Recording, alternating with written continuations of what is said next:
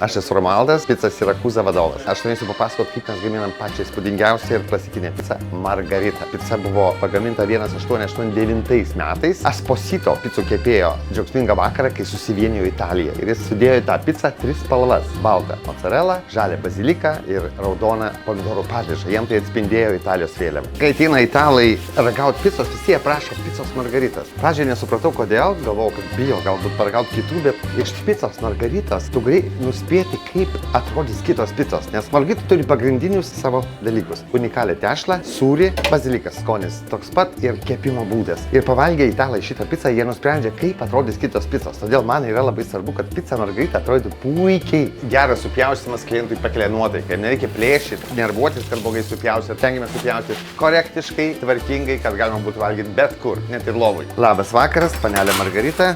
Vis dėlto surizikuosiu truputėlį dėti pipiriukų ir truputį vos alyvuogių aliejaus. Ponia Margarita pasiruošusi keliauti pas savo klientą. Ate.